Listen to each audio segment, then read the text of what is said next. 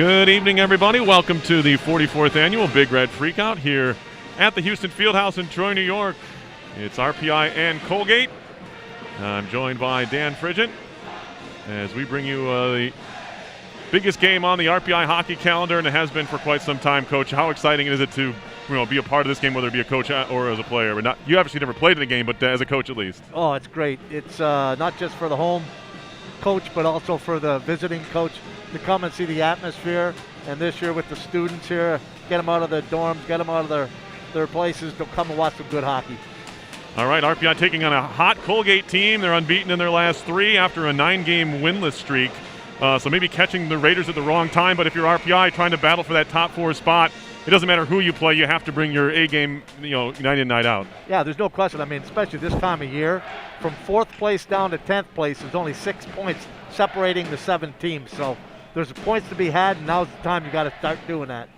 RPI beating Cornell yesterday 6-2, a big win for RPI, trying to catch Cornell, trying to catch the Big Red in the league standings, trying to get one of those top 4 spots to get the bye. Yes, and it's going to be an important one tonight too, because Colgate's only 2 points behind them, and RPI is only 2 points behind Cornell. Underway here as it's shot deep by the Colgate Raiders. They beat RPI 5-2 back in that Central New York trip that RPI made.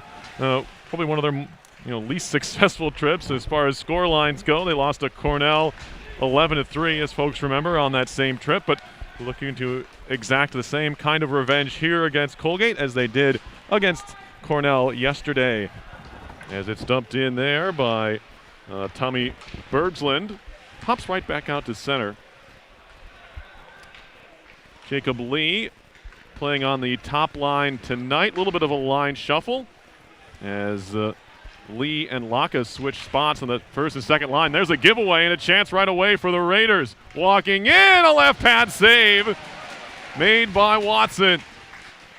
And now a spinorama as it's thrown through. Couple of tries there for Alex Young in the opening couple of minutes of this game. This will trickle in on goal, and it's still loose as Kjellberg and Watson, a miscommunication.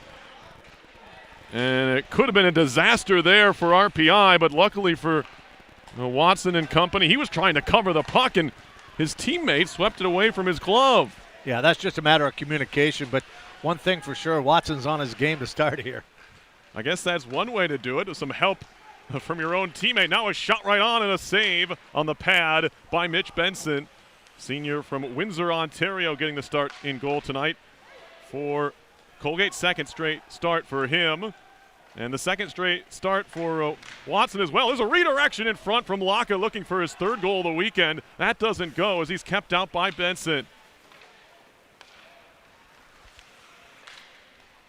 Both goaltenders have made a real good pad saves early on here in the first 2 minutes of the game.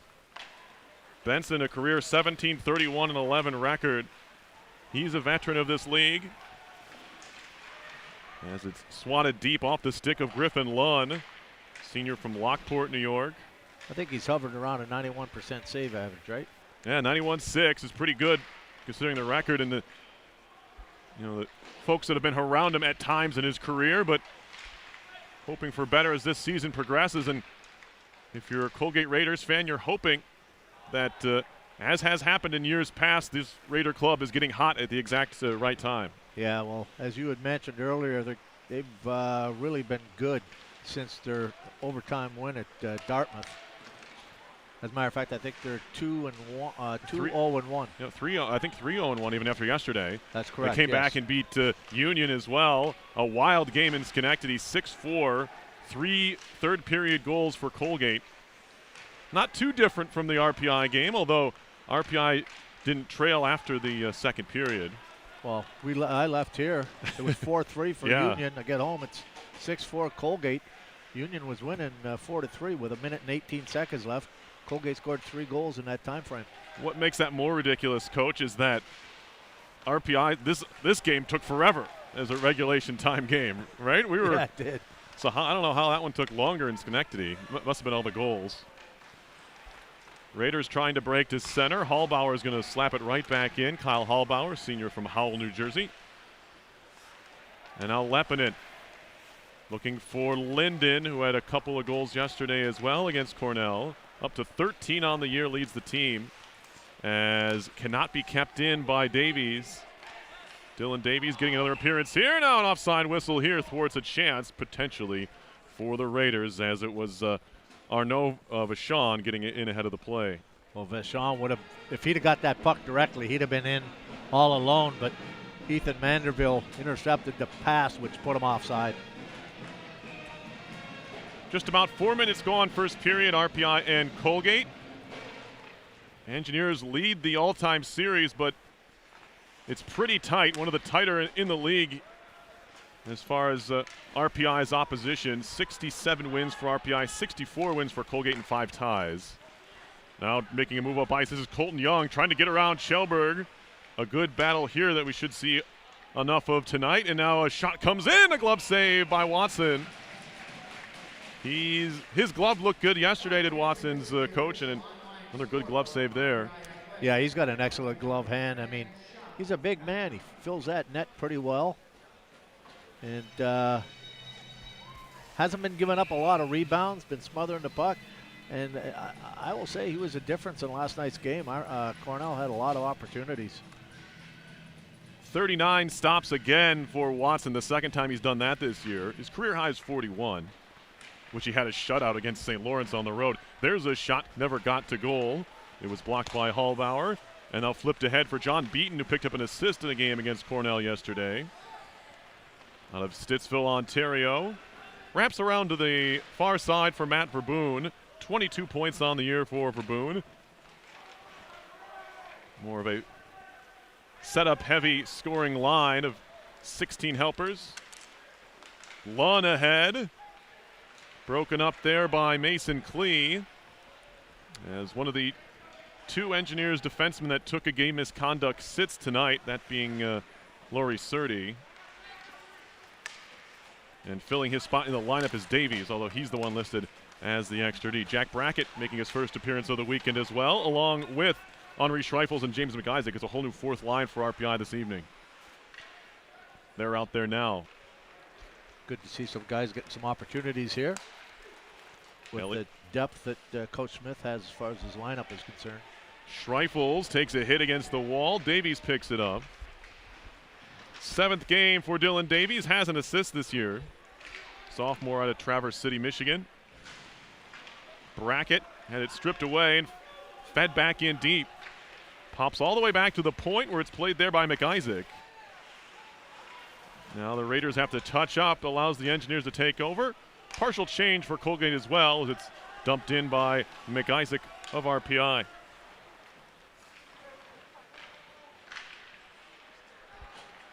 Now it's Pearson back the other way. Carry for Lee, drops it off. Lepinen giving it back to Lee, redirected and a save by Benson. He'll cover up.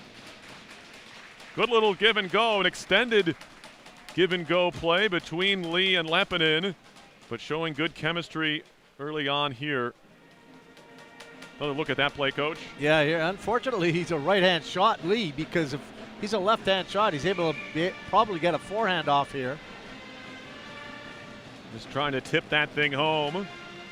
Scoreless here in the 44th Big Red Freakout from the Houston Fieldhouse. Certainly doesn't have the same feel as the normal packed Houston Fieldhouse, of course, but the fans, the students at least, have certainly shown out for this one, and they're dressed up and faces painted and ready to watch RPI doing their best to support the team. Here's Johnson across for Agnew, and now it's, I believe, tip deep. Yep, no icing. I guess you could say it's the RPI students' own private hockey party. Private club, you know. Yeah. I'm sure they wouldn't mind if they let other people in. But yeah, you're right. There's a little bit of space to walk around, and this may, and I guess hopefully, be the only time this happens.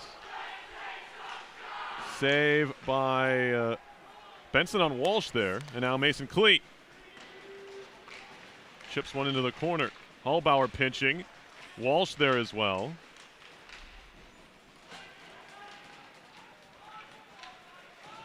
And it's finally worked out by the Raiders. Colton Young, plenty of speed. We've seen it already today. He gets sandwiched at the blue line. He's Colgate's leading point getter. Yeah, you can see why. He can burn. The sheet's wrong. They got him at 22, but at 13 and 12. Not 22, or 12 and 11. Oh, okay. Whatever it is. Coach, I picked that up. You're doing some math. Yeah, I did, yeah. And that's not my strong point either. However, I didn't need a calculator for that one. You did it or not? You did not? Did wow, not, okay. No. Yeah. I'm sure my 6th grade math teacher would be proud of me. There's another hit thrown, this time by Massey. Now Dubinsky. So the RPI professors that were around when you were coaching the team are probably happy to hear that. You didn't need a calculator. Bergsland ahead and all the way down. Anthony Baxter picks it up, former UMass Lowell Riverhawk. 147 career games in college hockey now for Baxter,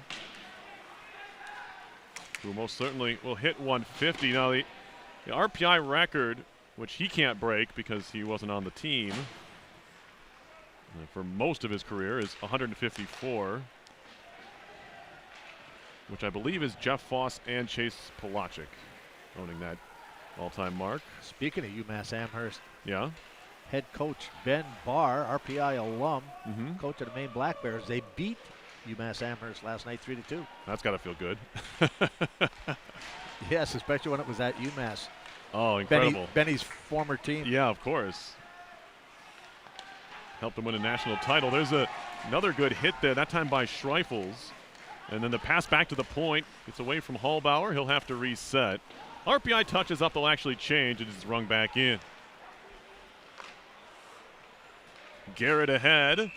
And they're offside. That was Vachon out of Ajax, Ontario. He's a junior. That's one thing Colgate likes to do. They like those long stretch passes. RPI defense has to be aware to keep those forwards in front of them. This RPI top line will talk things over here as we get ready for the face-off.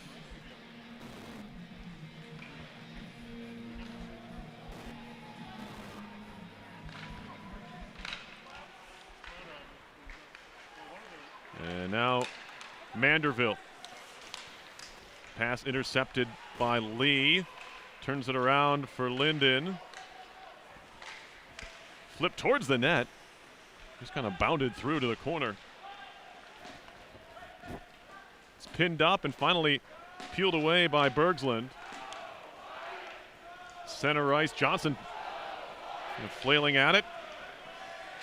Now Lee. Jacob Lee on the move. 4 goals and an assist on the year. Now a quick change of direction here as Alex Young trying to jump on it. Shipped off the glass and back out to center ice.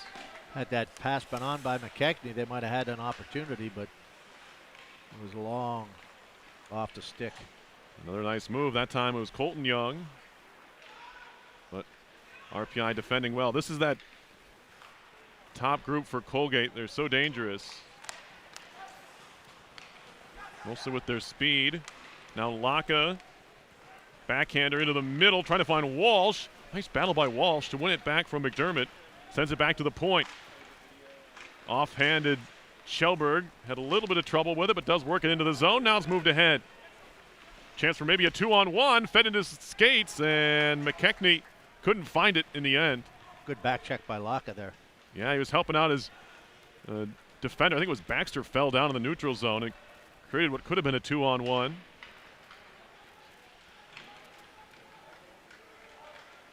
Scooped out to the circle. They score. What a shot. Paul McAvoy with his first goal of the year gives Colgate a 1-0 lead. Where have we seen that before? Goodness. First goal of the year against RPI. Actually, I think it caught Marshall by surprise here because he's just at the face-off dot, just over the glove. I mean, I don't know what it is about this year, but a lot of goals have gone to the top corner. It's a lot of good shooting. I guess that's the only way you can beat good goaltending these days. Yeah, quick release is real important. That way you don't let the goaltender get set, and I don't think Marshall was quite set there on that shot because his reaction, the puck was already by him when he was kind of reacting. So it's flipped into the RPI zone. Shots are even at 4 apiece. Colgate has the 1-0 lead. RPI scored first yesterday, but it was Cornell coming back to score 2 late first period goals to take what turned out to be their only lead of the game at 2-1. RPI battling back for a 6-2 victory. Here is Adamo. Wraparound try, and he threw it through the crease. Good effort there from Adamo. And now a touch pass here to center as he's got a step, but Sean only lost track of it there. I think he lost it in the snow right by the bench as the guys are going off the ice. There's a little bit of a snow pile there. Now McKechnie slips and falls. Klee, yeah. I was just thinking, I think Adamo's taken more. Now we got a penalty coming up. Yeah, backhand shots, and I've seen him take forehands. Yeah. Okay, that's a good stat. If we had the advanced metrics there, I'd like to know how many backhand shots that Justin Adamo has taken. Of course, he scored on one yesterday. That was a beauty. Yeah. Penalty coming up here on the Raiders. It's going to be slashing. Looks like Pearson Brandon.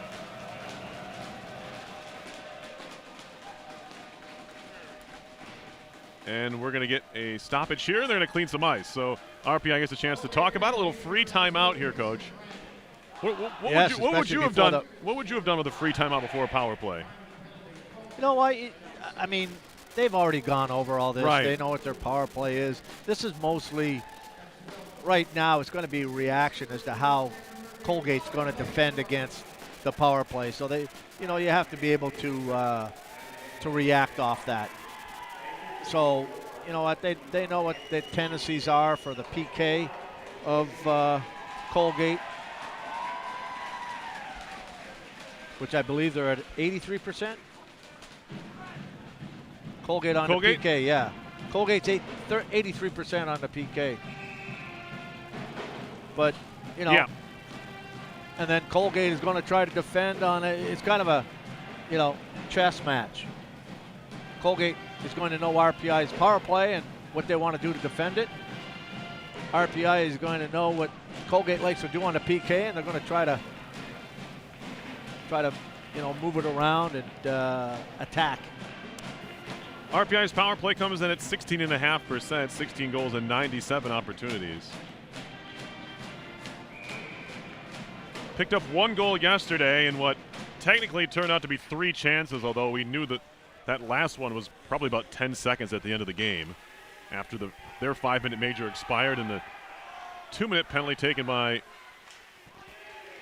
Cornell had already begun. Now Laka into a skate, hit McDermott, and it's cleared out by Colton Young.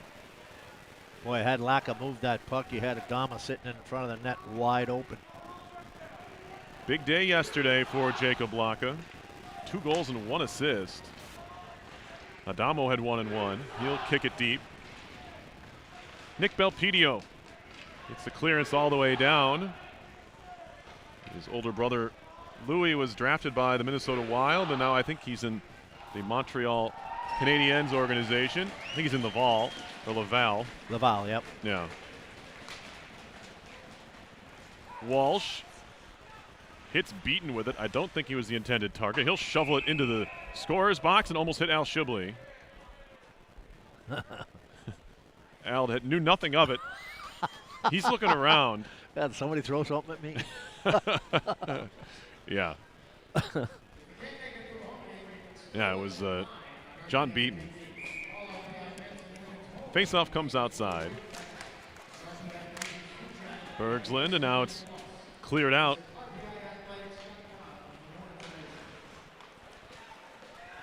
RPI right back into the zone with Tour Linden. Johnson settles it down. It was on edge. Down low, Lepinen. Back to Johnson. He had a goal and assist last night. It was an empty netter. One of the 2 empty net goals RPI scored. Now Walsh. He tried to center or shoot that puck. It was blocked down by Bergsland, and now shorthanded the other way is Colton Young. Young twisting and turning, just causing problems. So backhand one, I think it might have hit the mask of Watson and goes out of play. Just very shifty Colton Young, 12 goals and 11 assists on the year. I was going to say, he's got a lot of shake and bake to him. You want to be taking the body on him. Yeah, you're right, Coach. That is 23. Now that you mention it. Quick one-timer blocked by Brackett. Right off the draw was McGuire. Sends it back to the point. RPI still on the power play here. Now, Colgate might have more shots on this power play than RPI did. Hallbauer ahead. Klee's going to ring it in as the power play is over. Center ice. It's sent right back, and now Stark gives it away. Schreifels right through McIsaac. Kind of waiting for that one. Schreifels from a tight angle save. Another try. That was Brackett. Pops back to the point. I like the idea of the shot. Now McIsaac behind the goal. Good shift from this fourth unit for RPI. Hallbauer. One-timer high as Brackett kind of leaned back on that one and ripped it over the top.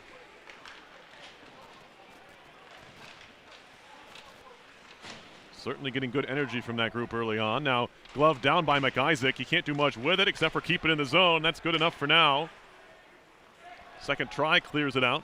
Anthony Stark doing the job. That's good pressure by RPI, keeping the gas pedal down, especially after the power play.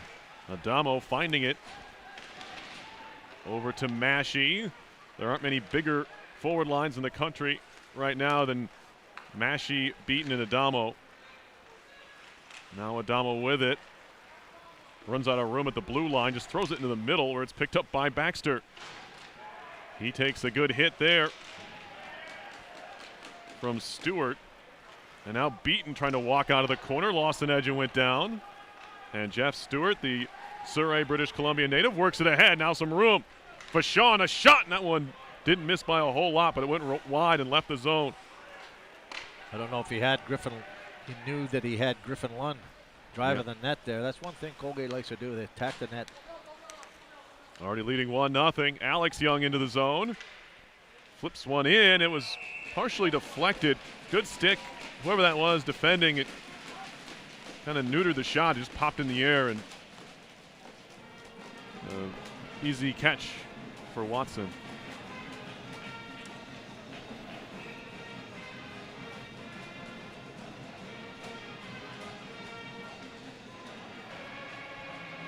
Shots early on in this one. I guess we're not too early anymore. 7-6 Colgate. Faceoffs are 8-1 Raiders. They win another one here.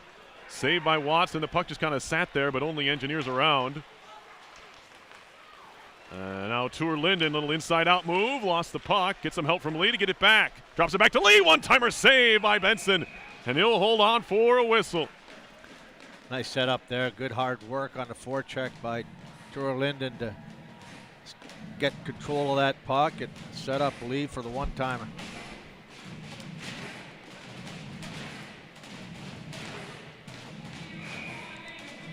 Mitch Benson on the year, a .911 save percentage, 281 goals against. 3-3-2 record.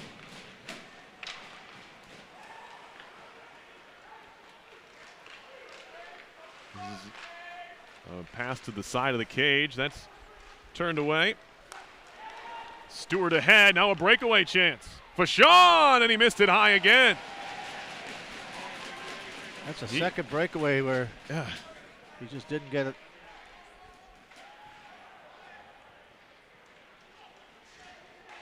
He's got speed to burn, but well, it's like I said before. Yeah. Colgate likes those big, long stretch passes to stretch out the defense, and you got to keep those forwards in front of you. Yeah, it's working so far. I mean, they're getting chances like that. Vachon just couldn't hit the net there. Good tie-up by Kjellberg. Nice job to get onside, and Lappinen played it across. The forwards like to generate speed through the neutral zone, so by the time you recognize they're coming on, you got to really start backpedal, move your feet as a defenseman. That's an adjustment that you can make in game, right? Yeah, you can talk to the D-men now if you're it's Matthias Lang. Yeah, it's just a matter of gap control in the neutral zone. Or Coach Weber looks like he's talking to Mason Klee right now.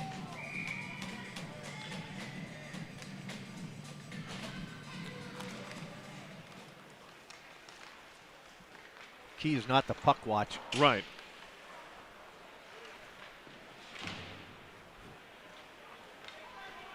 Fed down ice. It'll be Kjellberg. Spun into the slot. And nice job to stay on his feet. Griffin Lund shifts it down low for McAvoy. Baxter. Indirect off the wall. Neatly for Massey. Played it ahead, but Adamo couldn't find it.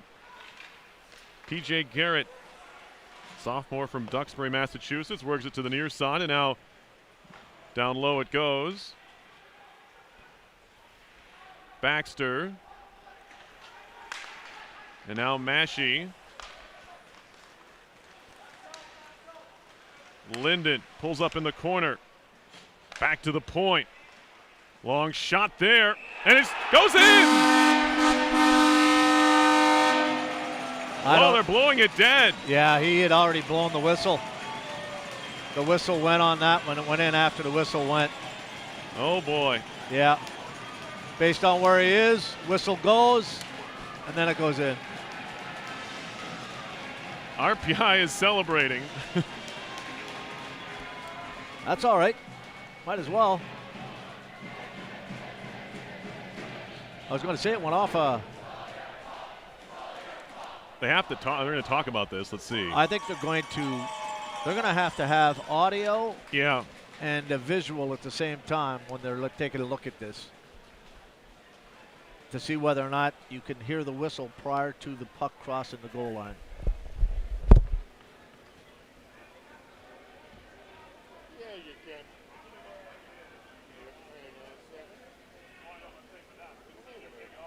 Hit the button and it didn't do anything. I'm going to have to space back to that one, but I'm going to have to, for whatever reason, I hit the marker and it didn't break the marker, so I'm just going to have to go back to it this way.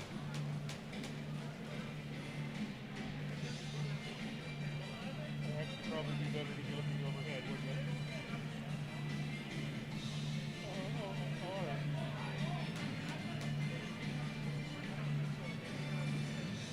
Okay. Let's see. We gotta go forward, yeah? And I do not have audio, so don't ask.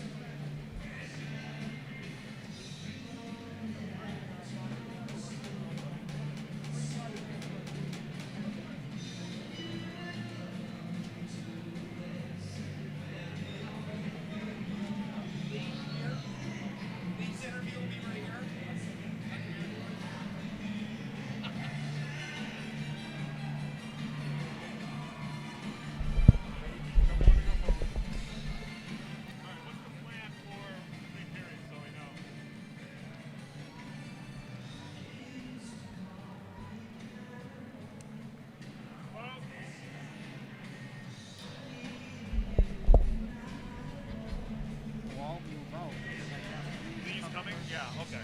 That's fine.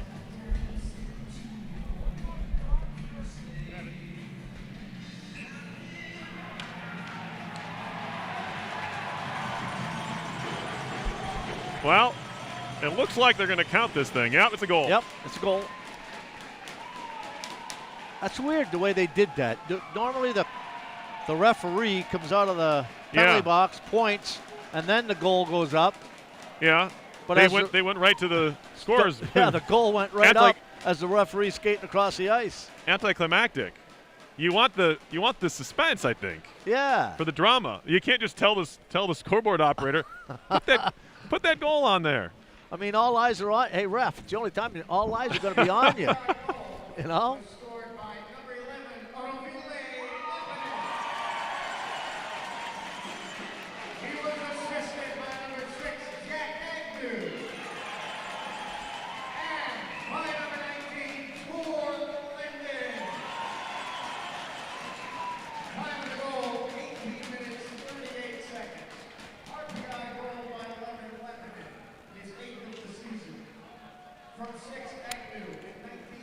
So it's going to be Leppinen from Agnew and Linden right now. And RPI's tied the game. That's the most important thing. Shot in from center ice from Bergsland. And now Linden ahead, too far out in front of Agnew, but he wins the race. Good speed there from Jack Agnew. Certainly feeling it right now. Linden.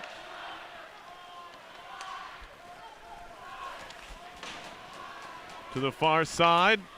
Trying to make a move there was Colton Young. RPI will shoot it down. This is going to be icing, Coach. Yep. Offensive zone faceoff for Colgate. Don't go anywhere. We have RPI Athletic Director Lee McElroy coming up. He's going to take Fridge's seat for at least the first part of our first intermission here.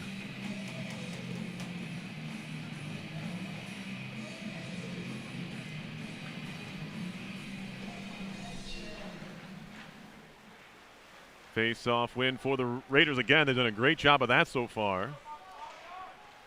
Yeah, it looks like they've been doing a real good job in a face-off circle. 11-3 are the draws. After RPI did a real good job yesterday against a good face-off winning team in Cornell. High off the glass from Agnew. Tie up right in front of the RPI bench, and it'll be sent back in. Verboen trying to get there. Beaten. Picking up speed through the neutral zone. Lost the puck, and he put a teammate offside. 4.4 before the intermission. Big goal to get, though, for RPI Fridge, as they were creating chances, opportunities just as much as Colgate was, and probably deserved a goal by the end of that period. Yeah, they seemed to pick up the momentum after they had the power play.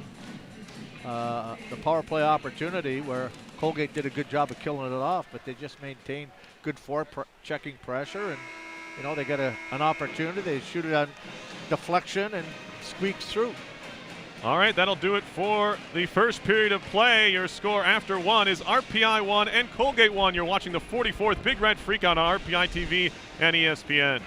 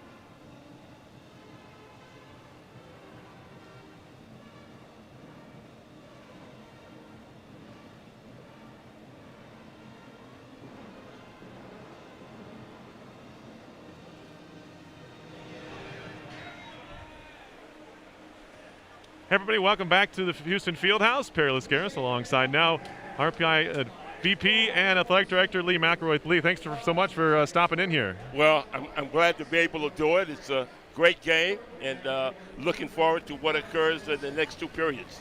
It's obviously been a tough year for the athletic department, for the school as a whole, but what has been your thing that drives you to keep making things good for the athletic department here? Well, a couple of things. First of all, the last 2 years have been extremely difficult because of the pandemic. And so what we've tried to do is make sure that our coaches and our student athletes understand that we're going to continue to compete, we're going to continue to support them, and provide them with the resources to be successful. So you're seeing that this year, and we're ready to go and move forward. As always, RPI produces great student athletes, right? And what about this group and this not only this senior class but the one that came before? A lot of them stuck around for another year. What about this group is their resiliency has impressed you? Well, it's interesting, Perry, and I'm glad you mentioned that. We call them super seniors. They could have gone into the workforce, attempted to get into pro sports, but they chose to come back because of the school, because of the academics, because of the environment, their teammates and their coaches, and the alumni. And the alumni has just been fantastic throughout the pandemic. I wish more of them could be here tonight, but maybe we'll get them for the last 2 games. That'd be nice. You're not laying any hints there, are you, for the next? Well, we do have a plan. I know we have another home game, and for the seniors and senior recognition. Yep. And so we hope to be able to expand some opportunities for some of our fans to come and see us. I mean, it was great to have some of our fans at the Mayor's Cup, which was a wonderful event. Oh, I do have to ask you about the Mayor's Cup. RPI.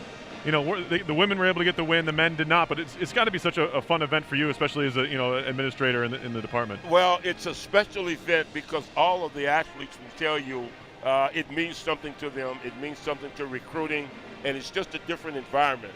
And this was the 8th year, and we've already got a date for 2023, and it's an exciting event. It brings a lot of enthusiasm and a lot of energy to our athletes and to our alums. You come in here tonight, you see all the students, the folks that are able to come in and watch the game. They got their faces painted, the band's playing loud. Obviously you'd like to have a full house here, but what can you say about the students, the student section, the students that have shown out for this game?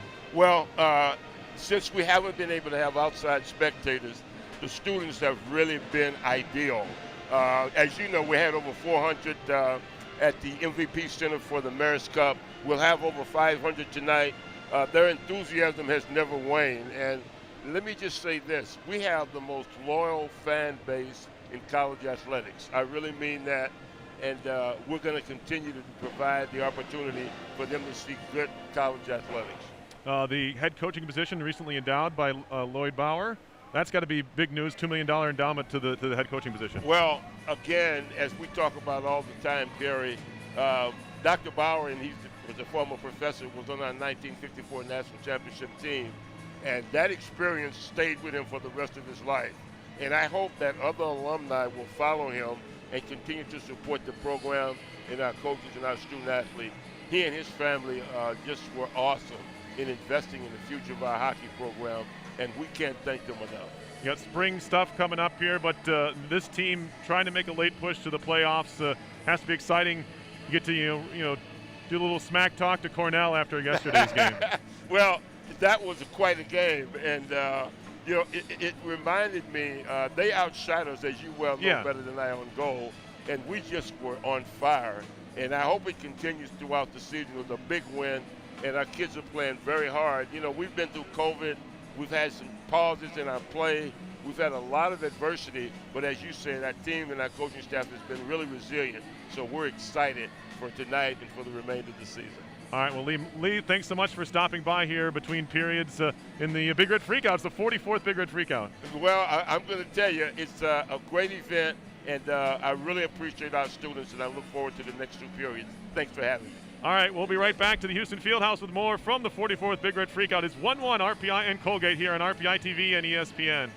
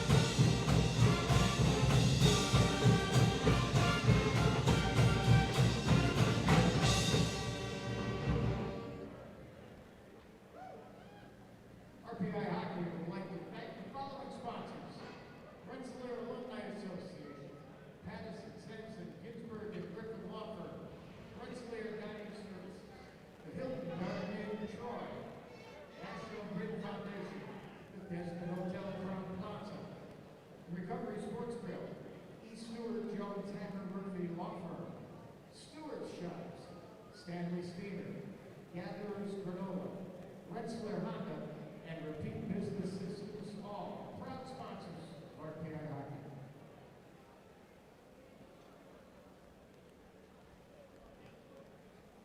Recovery Sports Grill cooks you the freshest handcrafted food daily, from warmest to fan favorites, signature specialties, and a star roast of refined spirits, hard ciders, and craft beers. Recovery Sports Grill, serving them smiles every season.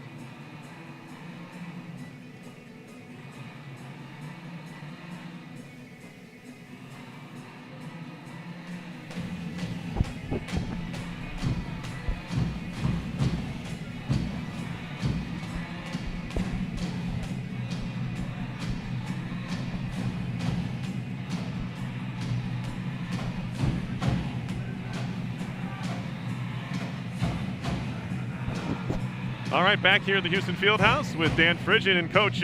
Exciting first period. Colgate got on the board first. They used their speed to generate some scoring chances. Had a couple of breakaways they weren't able to convert, but credit Jack Watson and RPI able to come back and get that goal on a kind of an interesting play. We thought it was redirected, but eventually Jack Agnew got credit for the goal. Yeah, that's a big goal for RPI to go into the locker room with one apiece.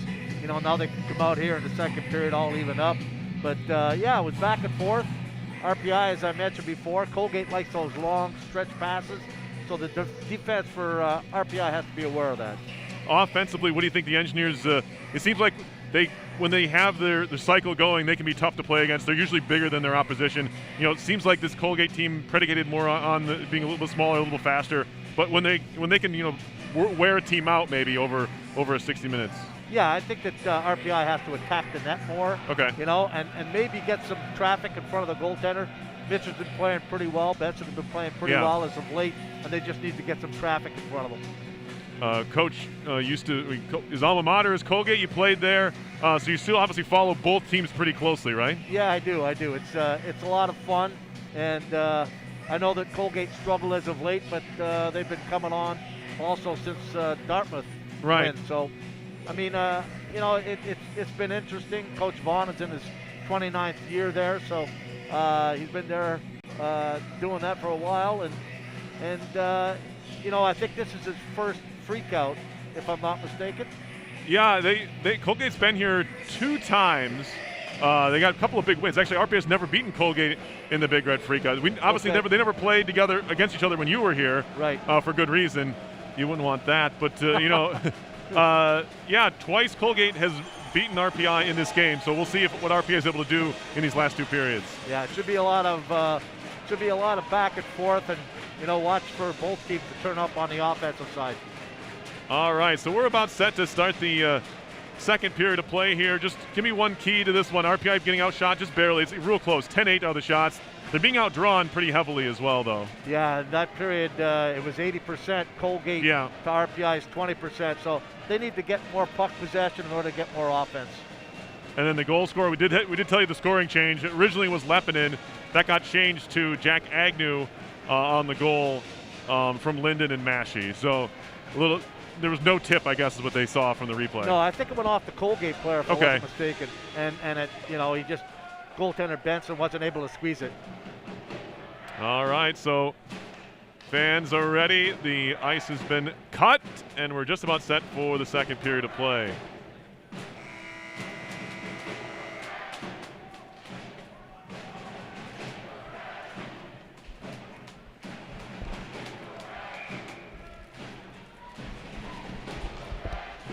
RPI now skating from left to right. Across whatever device you're taking this one in on. Welcome back inside the Houston Fieldhouse. As it's a 1-1 game here, both teams at 5 skaters aside.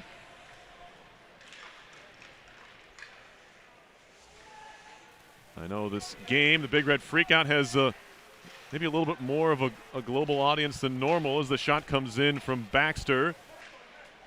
A lot of times, Coach, if there's one game that an RPI alum or someone who's not a giant RPI hockey fan watches, it's this one. So there's been a lot of good games over the years, I tell you that. Yeah. Of course, the Engineers snapping a 3-game losing streak 2 years ago against Vermont. They won 1-0 as that shot comes in from the point by Agnew. It was gloved by Benson. Everyone wants to talk about, and maybe it's my RPI generation of the unbeaten streak, the seemingly improbable 17-game unbeaten streak that probably had a lot of close calls, maybe while you were here as well. In my 12 years, we were 8-0-4. I don't know. You got it done every time. Yes. And I tell you what, some of them were magical because I can remember being behind with Clarkson 4-1, end up tying it up and winning it in overtime. There was a couple of overtime games, actually. Oh, yeah. The streak lasted from 1991 until 2007. RPI did not lose a freakout. And that's where I think it became magical. It was always fun. It was always, the gift, whatever the gift was. They had to get rid of noisemakers after the 1987 game because of the NCAA rule that was created, the RPI rule. As the shot comes into an open net and they score, Watson is complaining he was bumped into as he was lying in the goal. Yeah, I think he took. It's worth another look. Yeah, I don't know how they're going to count this. Well, Alex Young just cleared out Johnson, who fell into his own goalie. Well, it's Johnson hitting down the Colgate player, so I don't. You think so? I don't even know if they're going to review. They're not even going to look at it. Yeah.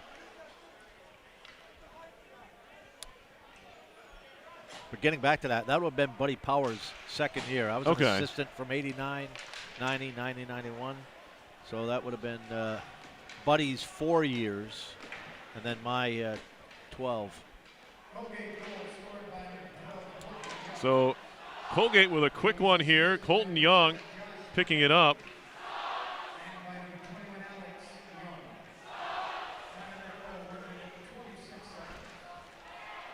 It's a 2-1 Raiders lead.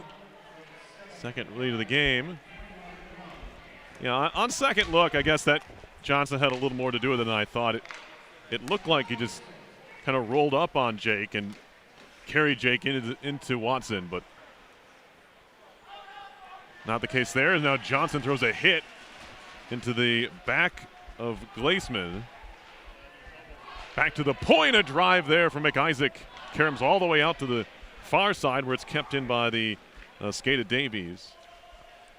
Had Colgate player taken out the goaltender, right, Watson on his own, I think it would have been different. Yeah. But I guess there's no domino rule there. You can't.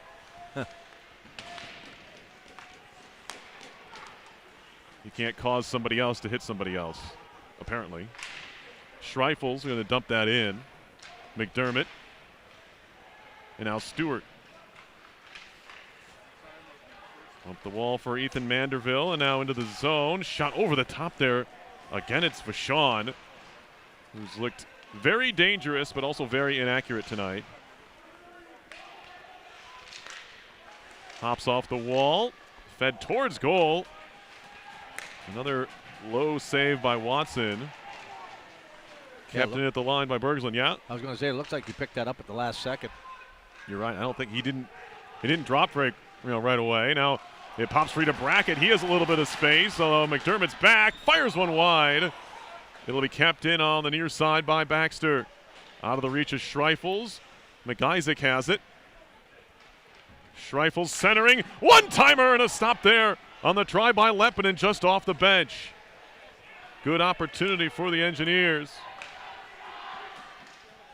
Kjellberg fires one off a shin pad. And it's back at neutral ice. Otto Ville Lepinen trying to find a puck that popped in the air. Now Young back the other way. Intercepted by Lepinen. Lifted off the wall for Lee. Jacob Lee scrapping for it, and they're offside. 15:47 to go in the second period. 2-1 Colgate on top here. Colton Young picking up his 13th of the year.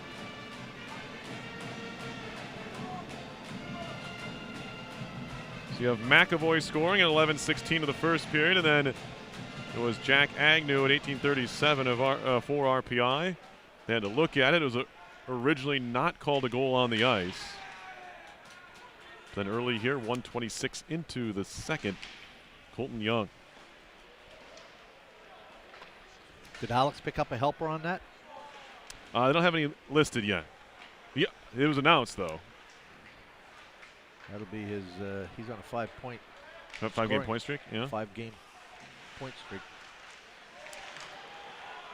Beaten. Throws it off the wall, but that was intercepted and kept in. Now Klee, junior from Morrison, Colorado, can't clear it out on the far side.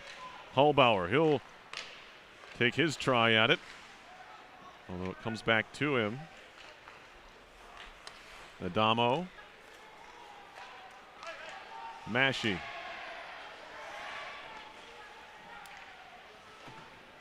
Fed around behind by P.J. Garrett. Off a knee, picked up Lepinen, and now carried on by Lee, although he lost it in the end. Raiders racing back the other way. Although pulling up is Ryan McGuire. Back to the point, McDermott. Berglund into the middle. Engineers have that covered pretty well. Lepinen absorbs a hit there. Berglund turns it around in a hurry. He'll ring it in. Oh, that took you don't see that happen anywhere else. Nope. It was shot up the right wing boards and it popped right back where it came from. Johnson in the slot flutters one wide. Laka trying to track it down.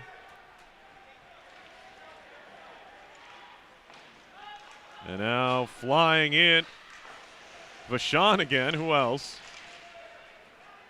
Manderville. Takes a hit from Johnson and goes down.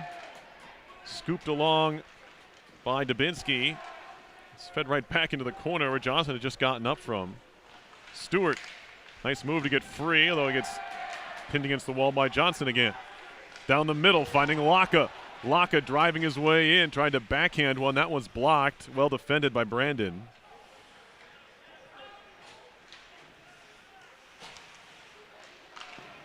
And now Vachon will chip in. 13-12 to go, second period. RPI and Colgate here from the Houston Fieldhouse, the 44th Big Red Freakout. Now we got a penalty coming up. High sticking is going to be the call. Yeah, he took a swipe. I think that was Schellberg took a swipe at that puck and caught the Colgate player up high.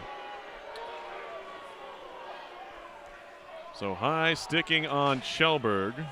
Actually, I think both players took a swipe at it with their stick. So Schellberg is taller.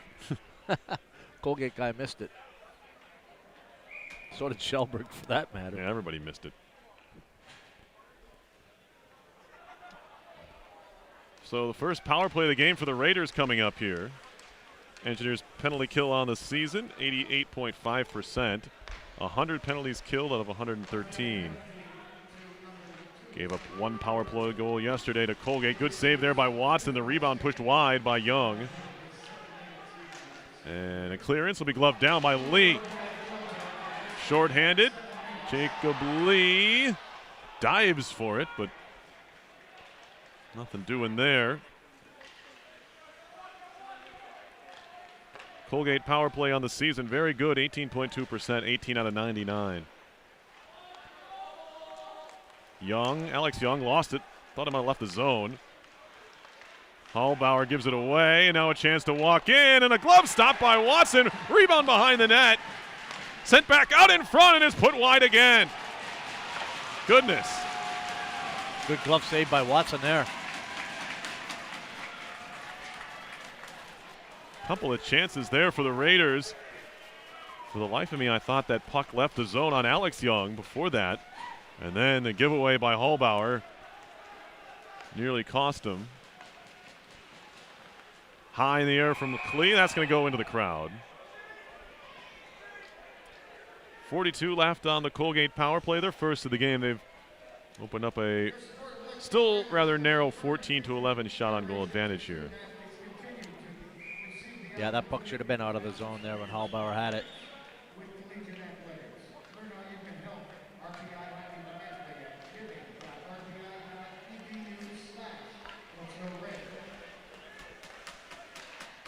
Quick shot, blocked. Stewart trying to find it. Sent back to the point. McDermott will wire one in, and that one's blocked as well. Wow, I don't know if Marshall just got that with his stick or what, but that net was empty for a split second. Fired down ice by the Engineers. They'll change penalty killers here. 12 seconds left on this first power play game for Colgate. Walking his way in was Law. Nice move. He's got 8 goals this year. Oh, that was a He nice was 1 move. on 3. Nearly fired one in. That was one that went off Marshall's shaft with a stick. Yeah, Watson just barely got a piece of it. Quick shot in. That goes wide. Laka up ahead for Dubinsky. Zach Dubinsky, junior from Highland Park, Illinois. And we got a puck played with a high stick. He didn't even touch it.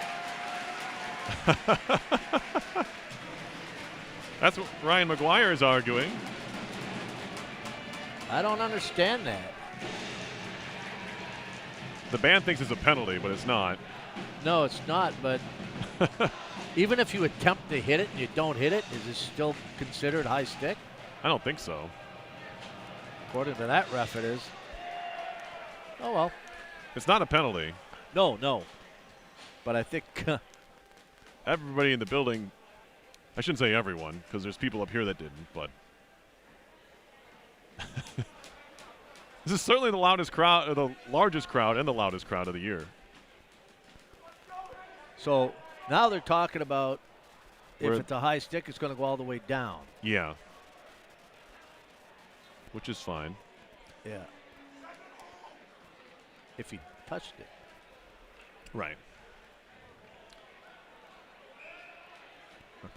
Colgate was winless in 9 games before they beat Dartmouth 2-1 in overtime on January 29th. Since that game, including that game, they've now 4 games unbeaten, including a shootout win and a win over Cornell. There's a shot from the point, and Watson will hold that. Yeah, I think they're 3-7-2 in their last 12. Yeah, that'll do it.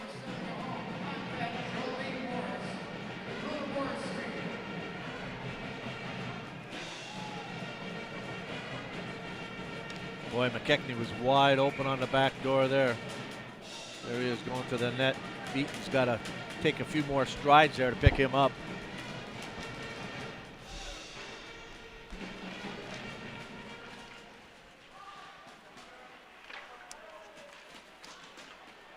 Face-offs 16-6 Colgate as that one's tipped down ice. Agnew takes a look and sends it around to the far side. He picked up his first career goal earlier tonight. Former Boston College Eagle. He only played 6 games for BC, didn't record a point. Has 4 assists now and a goal for the Engineers. That one's broken up, although Vachon didn't know anything of it, just kind of hit him as he was going to the bench. Agnew, Johnson. Couple of stick handles there, turning Lund inside out, but he gives it away for Boone. Tight angle shot, save Watson, he'll cover up. And that'll be our 10-minute stoppage here. 9:29 to go, second period. Colgate leading RPI 2-1 here at the Freakout. As I have been all season, I'm joined by Dan Fridgen, former RPI men's hockey coach. And Fridge, you've been around the RPI hockey and the Troy hockey for a long time. You know, the Freakout's been going on since the 70s. So what was your first, I guess, introduction to it, as either as a fan or as a player or coach? You know what? I'm not sure when I played at Colgate that we ever played a Freakout here. I don't think we ever did. I think I looked up and you didn't. Yeah, so, you never. yeah. But you knew of it. I mean, you had to be. Yeah, definitely. Well, yes, my first experience was when I was an assistant coach, and it was unbelievable. And you know, I don't know if the guys are doing it now once we get back to normalcy, but there used to be after the game, win or lose, you'd go down to the alumni house and the guys that sign autographs. Sure, that thing still happens in some form or another. Maybe not during this year, but then we even got 2 years ago, Yeah, and then we got some of the alumni to come back. Oh, yeah. During that this weekend. is alumni weekend, theoretically. This hasn't been because of, again, COVID, right? Yeah. So, I mean, it was a huge weekend.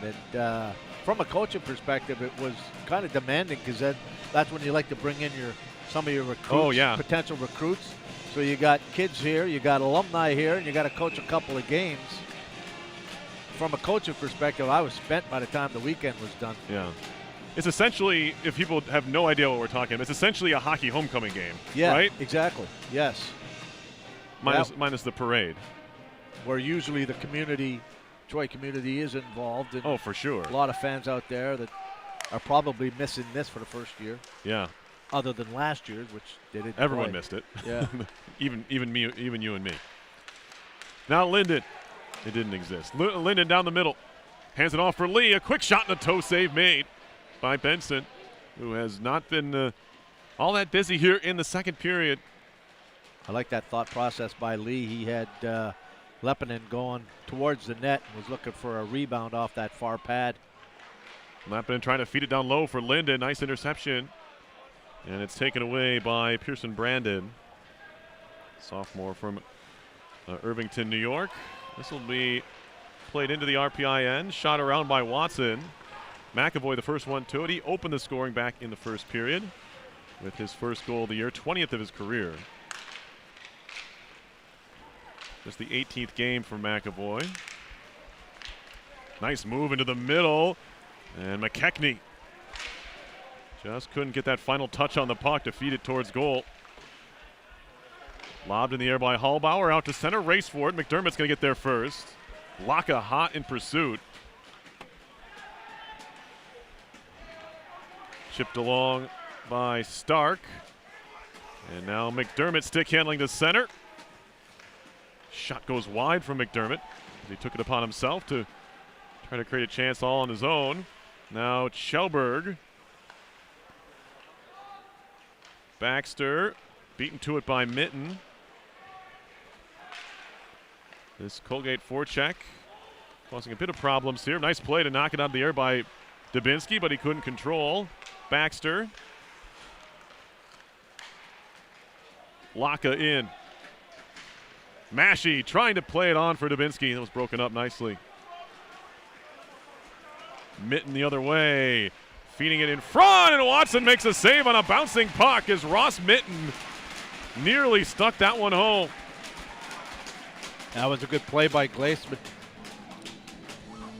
Tried to just knock it out of the air. He goes right here.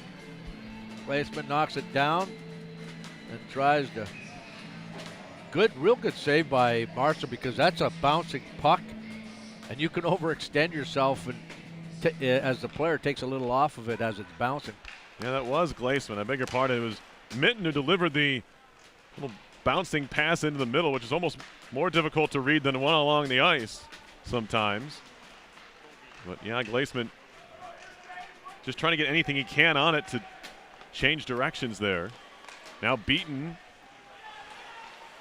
had it knocked away. It went to Adamo for a second, but he couldn't control. Johnson helps it on for Agnew. Agnew off a skate.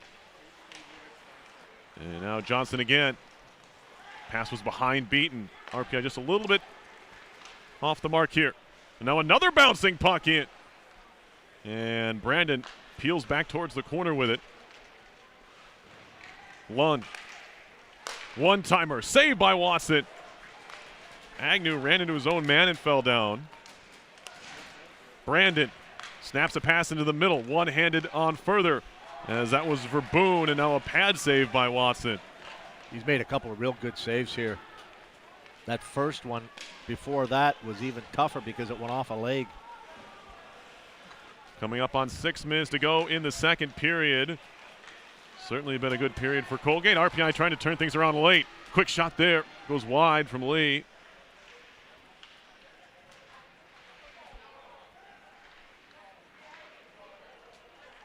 Bouncing puck on the half wall.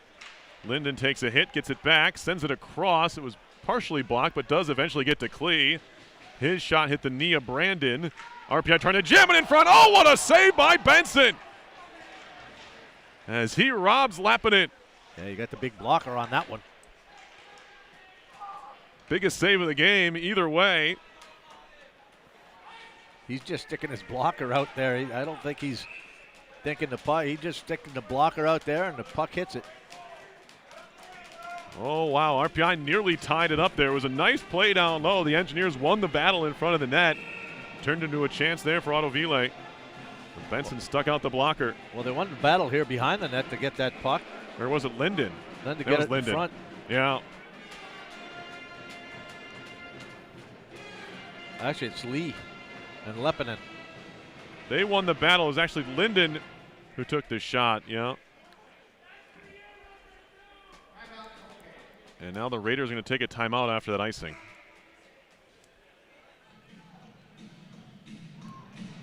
Interesting time for a timeout in the second period, but there's some logic behind that. You usually see this timeout taken when you ice the puck after maybe a long shift. They don't want to get that same group stuck out there. Well, you could just probably just have your guy be a little slower getting back to the face-off. But, I mean, I wasn't really tracking how long that line had been out there for Colgate. So, to be honest, I wasn't either, but they had to have some of the knowledge that we did. Yeah. Why you take a timeout in the second period of a game on what would be a regular icing call.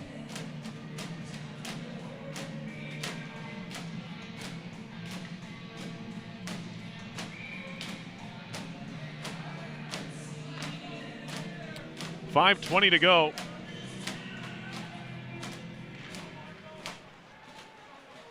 In the second, 2-1 is the Colgate lead. They have the only goal of this period. Laka, too far out in front of Walsh. And sent through the middle. Stewart had it for a second. Now Walsh carrying it. Has Laka with him. Trailing Kjellberg, finds him there. Shot was blocked by McDermott. It's stuck in his equipment. It's in his It's in his sock. Yeah, it went into his sock. McDermott the magician. That must have hit the top of his foot and went right up into the shin pad. I don't think I've seen that before. No, usually it's up in the breezers or the pants, right? Yeah. When the puck disappears. That went into his sock. Okay. Well, there's some freak out magic for you. Not the kind we're really looking for in this game, but magic nonetheless. That was magic. Maybe there's more to come. Puck high in the air. Will come down in the RPI zone. Klee there. Through the middle off a stick. Sent right back down. This should be icing again. No, they wave it off. Well, they touched it at the blue line there. I heard that. You heard the one tick? of the Colgate sticks. Yeah. Adamo puts down Verboon, and now we got a penalty. I feel bad for Adamo. Cross-checking. Yeah. I mean, based on where that ref is, I'm sure that's what he sees. Let's take another look here. That's not. That's not cross-check. No, not at all. That's his shoulder. Yeah, that's a bad call. Well, I mean, he's such a big guy. I mean, he gets penalties called all the time. Yeah, just for less because than of his that, size. even. Yeah.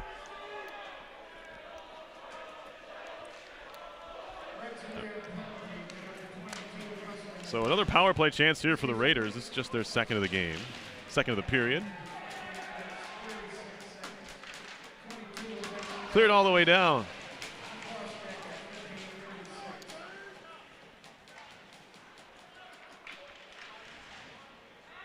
Brackett putting some forecheck pressure on, shorthanded here. 4 minutes to go in the second period. Dubinsky a poke check at center ice. That puck is bouncing a little bit. I've seen the freezer where they keep them because Dana has treats in there too. I'm probably giving his secret away, but he's got frozen. No. There's frozen treats along with the pucks in there, so I know they're frozen. You don't have to question that. I hope that doesn't get me in trouble with Dana.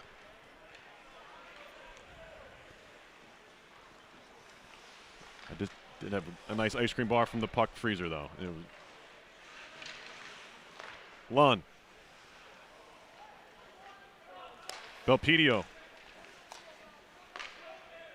Sends it across for Boone. Back to Belpedio.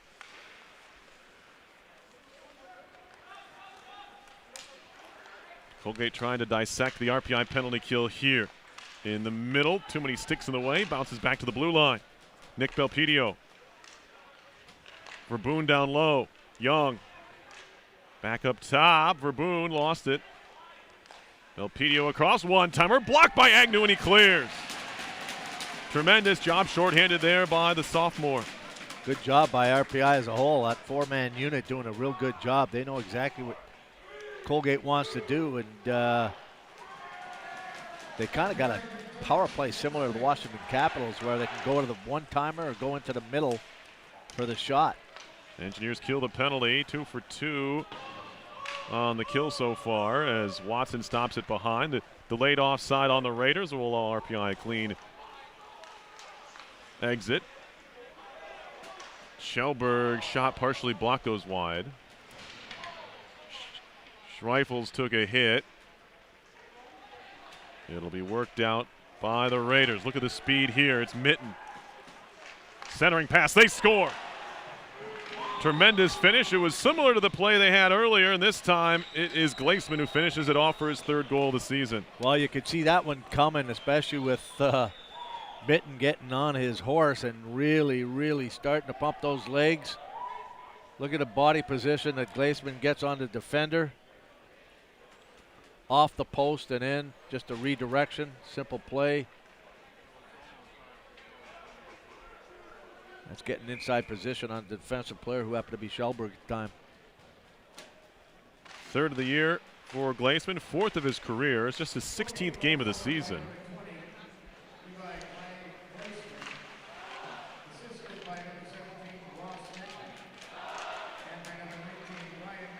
Lee tracking down a loose puck, but now he has to battle there with Verboon.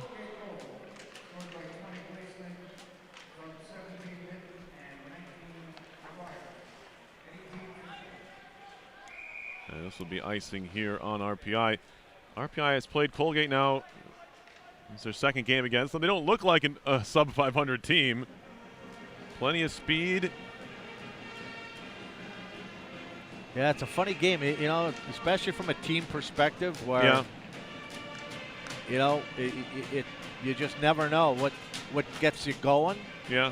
And then you never know. There's peaks and valleys to every season. And you can call that adversity. And how teams handle it as a group is interesting. Quick shot off the face-off again. That time it's Vachon. And Watson has to put his glove out to stop that.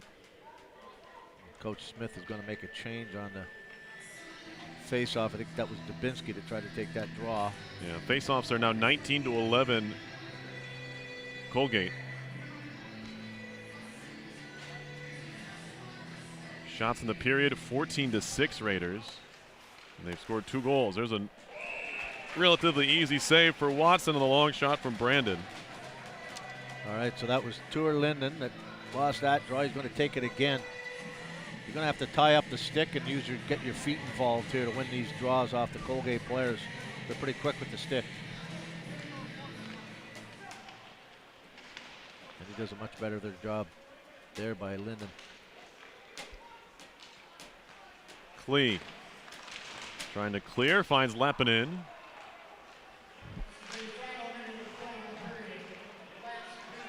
Shot deep by Manderville. 1 minute left in the second period. RPI down by a couple.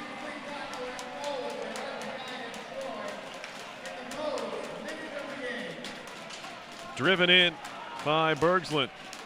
For the fans watching at home, if RPI scores into this minute, it's a Moe's minute. They'll get a free taco. Oh.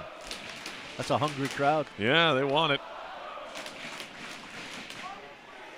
Bergsland goes back behind the net with it for Colton Young. To the line, kept in. Agnew, no. Had a crack to keep it in. Now Baxter. Through Laka and down the ice. Benson will leave it aside. Bergsland. Just run out the clock on that second period in the corner. 2 in the period for Colgate. 1 by Colton Young, 1 by Levi Glaisman.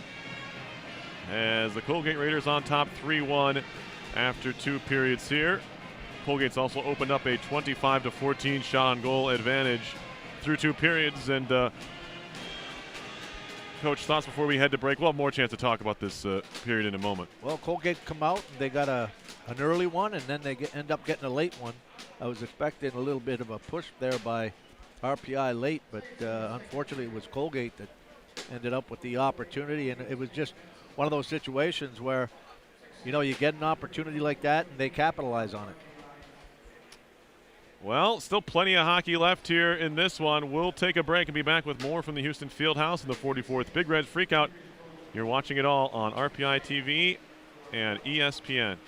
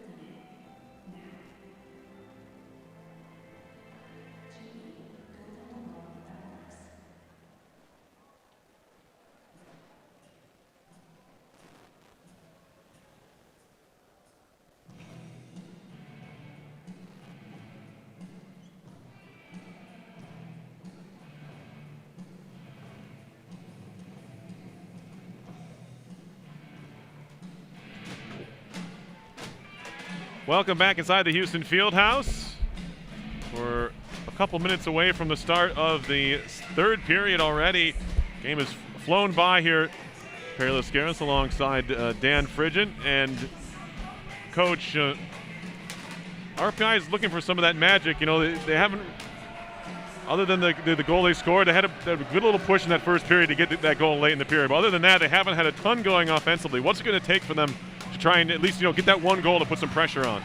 Well, I think they're going to have to just start doing the little things. I mean, and it's going to start in the face-off circle. Just looking at the face-offs there in that second period, you got Josh McKegney at 78% and Jeff Stewart at 69%. So they're Colgate's top face-off guys. Whoever's going out against them, they have to start winning the draws. And it's not just always a clean draw where you're getting your stick involved. You got to get your feet involved and your two wingers. If it's a tie-up, you have to have your wingers coming in from the flank to gain control of that puck. So it's going to start with puck possession, and then, hey, there's no secret. It's just getting shots on goal, getting traffic in front of Benson. He made, you know, they had a couple of good opportunities there, and the one saved by Benson that he made in the blocker hand. But, you know, and then just one play where it's execution, and it's a two-goal game. So you just have to chip away at it. You're down 2. You have to chip away at it, and it's only a couple of shots away. But Marshall's got to stay strong in front of him, and somebody has to take the lead up front or from defense. But usually your offense is generated from the forwards. Somebody has to take charge and start making some plays. Shots in that second period, we mentioned it, 15-6 Colgate for a 25-14 overall edge. 4 of those shots came on their 2 power plays. RPI's lone power play came in the first period. They had 1 shot on that, so they really haven't had the opportunity up a man yet. Who knows if we'll get them. We haven't seen a ton of penalties called in ECAC hockey this year. You know, last night aside, right, with the big the 5-minute majors, there really haven't been a whole lot of. There have been games with maybe 1 or 2 power plays each way, but for the most part, either the teams are playing a cleaner game, which is probably part of it, or the referees are calling fewer things. Yes, yeah, and I mean, you know, I think it's been a very, very good game that way. Yeah. So far. So, again, it comes down to the guys in the locker room. Ture Linden can't do it all himself. He's been a heck of a leader this year so far. But you're going to have guys step up and, you know what, take on that attitude that this is freak out. We don't lose freakouts. Well, for a number of these guys, they haven't. In fact, the senior class is the only ones that have. Because anybody else either hasn't played in one or they won their freshman year. Now Leppinen off for Linden. Baxter shot through traffic, hit his shin pad and goes wide. Well, they had Schellberg coming down that weak side wide open. Linden tried to make a move, or Lee rather, but got jammed up. Stewart trying to break to center, kicked it to himself, and might have just iced it. 50 seconds gone here, third period.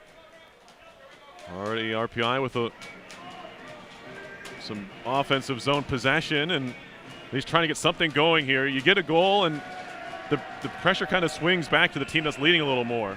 Well, they scored 2 goals in yesterday's second period and yesterday's third period, RPI did, so they're certainly capable. Face off, lifted in the air, might be icing again, but you know, Alex Young's got some speed, and he beats it out.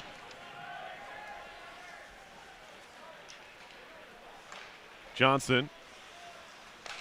Nice connection to Walsh. Walsh, wrist shot, glove save by Benson, but he didn't hold it. I think it handcuffed him a little bit. To the line, Johnson breaks it up. A little bit of a risk there to try and jump that play, but he got it to work. Chased down, Walsh trying to get there, tied up with Brandon. Dubinsky comes to help out, and the puck comes free. Colton Young's got a goal tonight. Trying to turn the corner, just gets dumped by Klee. Mashey tried to play it behind.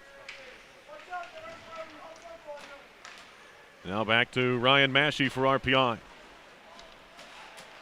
5 goals, 6 assists on the season for Ryan Mashey. He's been a little bit of a quiet 5 and 6 for him, but He seems to score big goals for RPI, especially that couple years ago in his freshman campaign before he got hurt.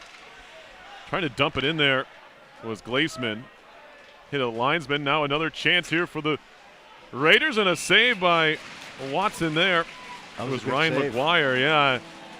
Trying to go against the grain on that shot, and he nearly got it to go. Yeah, he stopped it with the fat part of the goalie stick. I was watching Colton Young on that last shift, and he blew a tire a couple of times. A couple times behind the goal. Somebody needs to take the stone to his skate. When he went to the bench, I saw the trainer come down and do this, give his skate the stone and sharpen up that edge. RPI's okay with that. If one of the Youngs can't skate real well. Because of their equipment, that is. Weird things you notice, though. Yeah. Verboon centering. Good stick by Kjellberg to break it up.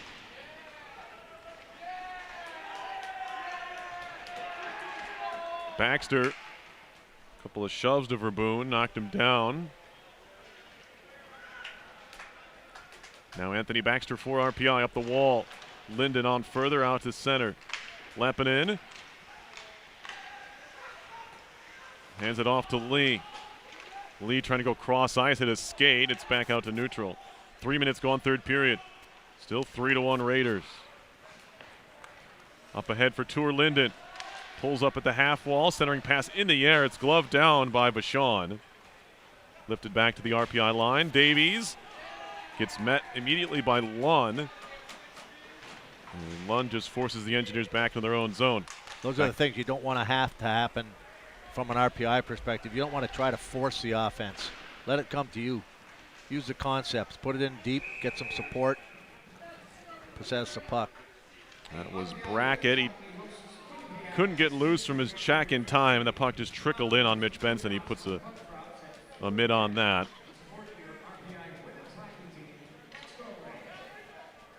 Just one more home weekend left for RPI this season, a couple weeks from now. In the regular year, Dartmouth and Harvard come to town. Geez, McKechnie makes that face-off win look so easy. Shot in off the blocker by Young. Agnew trying to use the wall. It was broken up.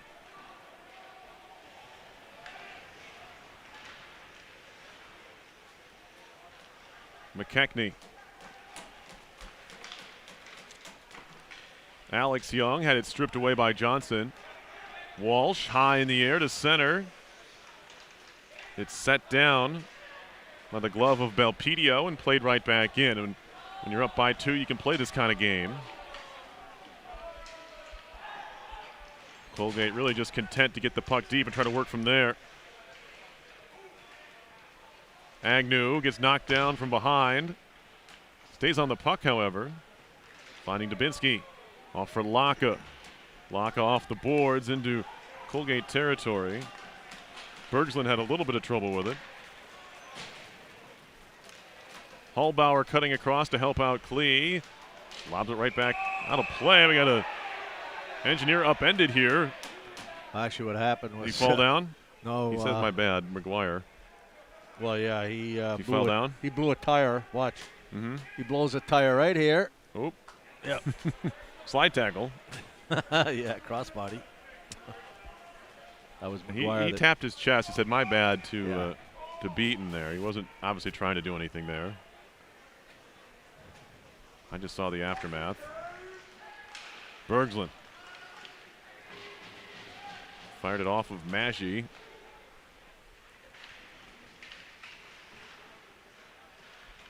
Sent up the wall from Glaseman, who's got the third Colgate goal tonight. Adamo. Feeding it over. That leaves the zone. RPI has to touch up. Raiders a chance to regroup. Glaseman. And they might have just iced it.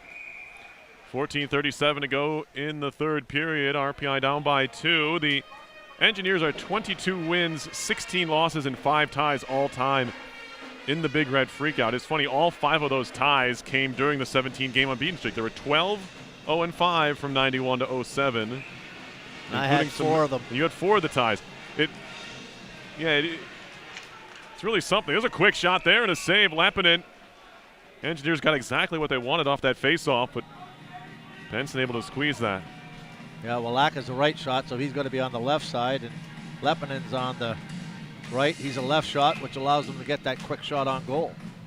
Good face-off win by Turlinden. Another face-off win. Kjellberg shoots it in.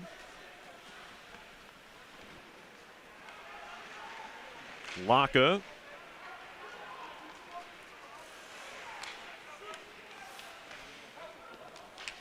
And now all the way down again. Does it have the legs for icing? Yes.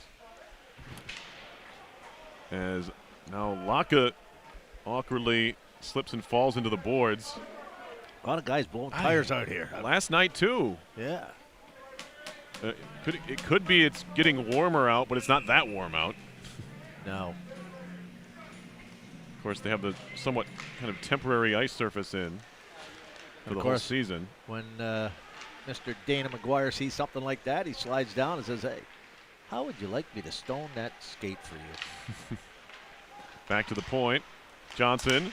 Shot was blocked. Gets another crack at it. He'll skate it down low. Johnson all the way into the slot. Backhander save. Rebound loose and still no whistle. Finally we get one. As Lund has somebody in a headlock. That's Jacob Lee had to shake that mask out there. Well, that's something you have to do. I mean, Benson makes a save, but I think it's still loose, and it drops. Referee hadn't blown the whistle yet. Right. I mean, if that thing's frozen, then you got to blow the whistle, or else if no one hears a whistle, they're going to keep scrapping, right? Yeah, and there's the referee. Look at, he's not even there now. Yeah. Now he blows it. You know, probably the guy that blew it too soon there when they allowed the goal for RPI. Maybe he's a little, little gun shy. A little gun shy on the whistle. Well, if you're RPI, you don't mind. Nope. Lappinen stops at the blue line. Held it a little too long. Now he'll dive to play it back to Johnson. Hallbauer back to Lappinen. Good find. Comes down off the dasher for Laka, but he just couldn't handle it. Played by the Raiders to center. Shot in by McDermott. He'll get a change. Simon Kjellberg, the junior from Nashville and New York Rangers draft choice, will move it ahead. Hands it off for Walsh. Walsh lost the puck, but Engineers do get it deep. Quickly controlled by Bergslund. Into the middle, dangerous pass there. Trying to sweep it along was Kjellberg, nice play. Adamo Arister, and that one didn't miss by a whole lot. Might have got the piece of the glove as well, but it's back out to center. Baxter, and now we got a whistle here and an offside, I guess. 12:39 to go, third period. 3-1 Colgate leading here. We finally saw a forehand shot from Justin Adamo, Coach. We didn't know he could do that. You know, I'm just thinking that, and I'm thinking, now I know why he takes backhands. He's got to put those forehands on the net. He's more accurate with the backhand. He is. And you know what? He puts some mustard on it. This is going to be scary. If I'm a goalie here, I'm closing my eyes for all for all of that shot. I like his thinking. He's going top shelf. Yeah. But, I mean, you've got guys crashing the net. You got to get a shot on goal there. Otherwise, it comes out. Yeah. Starts the breakout for Colgate. Absolutely. Bouncing puck will be handled by Lee. Jacob Lee sends it back to the point. Into the skate of Davies. Does a nice job just keep it alive there. Dubinsky behind. Further for Schreifels. Henri twisting and turning. Sends it back to the point. Rister in. Save Benson. Kicks to the corner.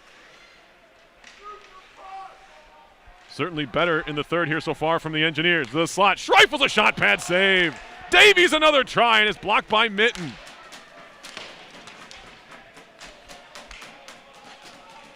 RPI knocking on the door here. We're not halfway through this third period.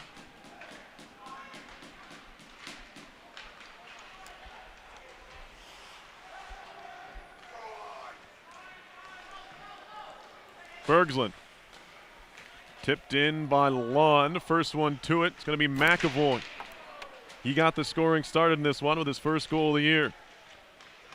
Back to the point.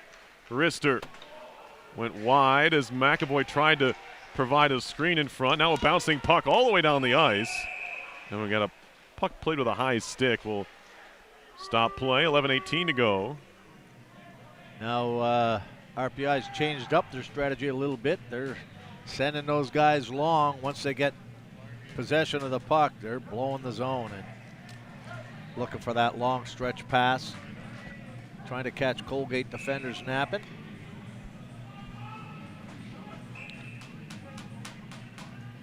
Third period sees the Engineers out shooting the Raiders 5-2. It's what you need. Overall, 27-19 Raiders. Faceoffs have also closed that gap a little bit, 25-17 Colgate. Walsh to the point. Baxter, long shot, hit a body. Rebound, Kjellberg, and that one might have caught somebody else on the way through. I might have hit Beaton by the way he's reacted. Yeah. Now Vachon. Tight angle shot, and squeezing the pads together is Watson. Jack Watson, a bit of a revelation late in the year. He dealt with some injuries early in the season that kind of kept him from getting his chance, but by the time he did, he's played to the tune of a 1.67 goals against, 9.45 save percentage. Yeah, he's played well. And certainly the 3 goals tonight, I don't think you can pin anyone on him in particular. Not at all. Not to mention some of the saves he's made. For sure. Quick shot there, left pad stop. Young. Turning the corner on Dubinsky. Gets it back. Dubinsky gets the better of him there. Lee gloves it down. Would have been a hand pass if he didn't play it again. Agnew runs into McKechnie, who just shoots it right back in. Raiders at times have caused problems here for RPI, trying to break out of their own zone. Now they do. Dubinsky pulls up top of the circle. Easy glove stop there, but an offensive zone draw coming for the Engineers as Kjellberg gets dumped behind the play. Well, that's what RPI's got to do. They got to get some shots on goal, but not so easy to handle on behalf of Benson. Something in the pad, low, that'll force a rebound, or somebody in front maybe getting a stick on it for a deflection.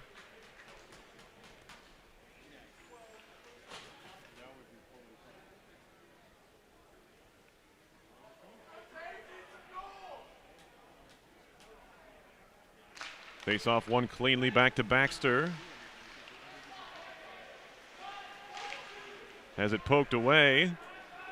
Ethan Manderville, junior from Ottawa, is going to lift it down ice. And now offside is Stewart. Now they iced it.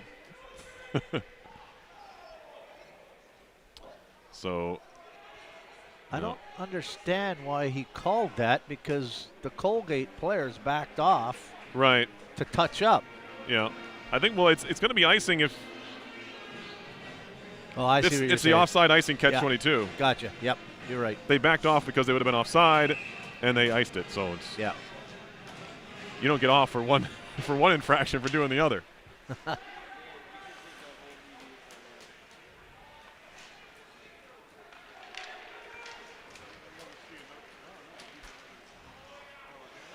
Hallbauer in the air. Turned around by Bergslund. There's a couple of Raiders over there. Mitten trying to hand it off. Good poke by Hallbauer. Baxter in his skates. Tipped deep by Linden. Lappinen trying to get there first, and he does. Otto Ville Lappinen on the Vespu Finland. Back to the point. Davies across for Klee. Takes a shot that takes a deflection. It's picked up by Linden again. Up the wall, Davies. Tight angle shot goes behind the goal. Rings all the way to the point for Klee. He was looking for the tip from Laka, didn't get it. Now Davies down low. Klee, centering pass, broken up, it's in the net! Ryan McGuire tried to play it behind the goal, but he didn't get enough of it. It's gonna be Mason Klee's tally. And an own goal gets RPI on the board. It doesn't count as own goal in hockey, but You see what happens when you just get that puck to the net. It goes off McGuire's stick, up over the shoulder of Benson. That's a perfect tip. He didn't even see it. He didn't know it went in. Goals Mason Cleese is his first of the year. All you got to do is get that puck to the net. Perfect timing here. They needed to get one. 3-2 game. As Kjellberg keeps it in.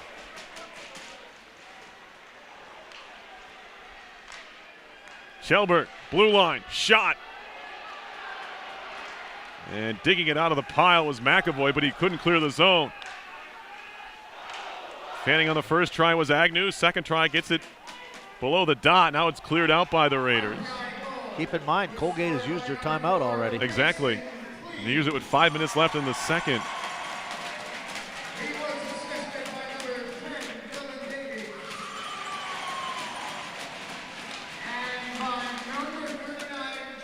Baxter down low. Brackett fanned on the first try, bouncing puck in the slot and glove down far side. And Young wants to skate. Colton Young into the corner. Gets away from a Hallbauer, but not Brackett. Brackett's got some wheels. Schreifels. Good defensive play there by Alex Young. He might have had numbers, but he couldn't find anybody. Now a race for it here. Baxter the first one to it. Slaps it right to McKechnie, who gets then rubbed out by Baxter.